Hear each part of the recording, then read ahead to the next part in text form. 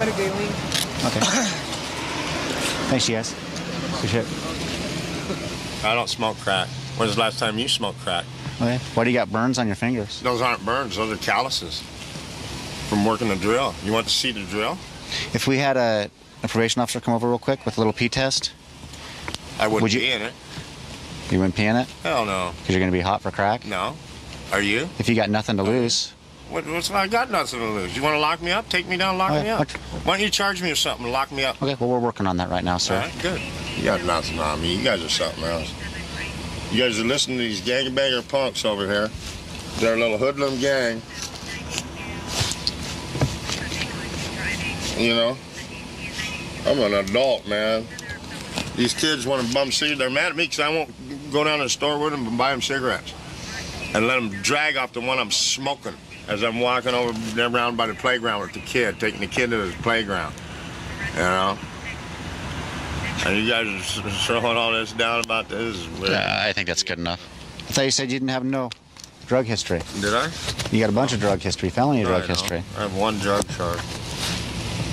No, you got more than one. 1996. Got more than one.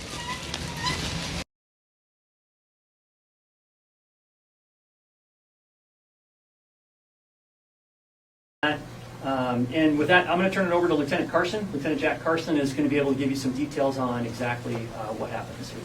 Lieutenant Carson? First, again, I'd like to thank all of our local, state, federal partners. You know, when I reached out for all the different partners, I didn't know what our participation was going to be. My first numbers is I thought we were going to kind of come in around the 50, 60 extra people on the street a night. And every agency I reached out to were super excited about it. And they gave us numbers that were significantly over what I thought. You know, I was thinking, you know, from some of the smaller agencies, I was thinking we're going to get 2 or 3 people, and they were giving us pretty much everybody out of their units to come forward and help with this, along with all the air support and things like that that made this operation possible. So I'd really like to thank all the partners that came forward and helped with this operation. You know, this operation really was kind of broad sweep. It was a crime suppression, and this is, you know, we got units at the Anchorage Police Department that are doing this day in, day out, 7 days a week, 24 hours a day, that are going out there and really focusing on a lot of the street level crime suppression.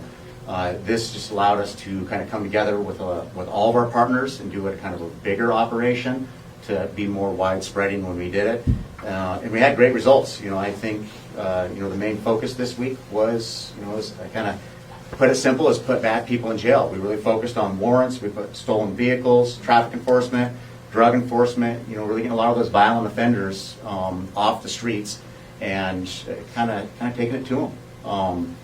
So with that being said, is kind of as the chief hit on, you know, what's really made this possible is the city, the assembly, the mayor's office is kind of boosting our numbers, and it's allowing us to do this much more effectively, more efficiently.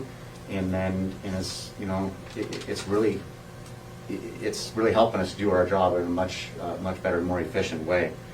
Kind of break down some of the results that we had this week. You know, in just 2 days results, we still got results coming in. We're close to 60 people with felony charges that we arrested. We have about 25 misdemeanors.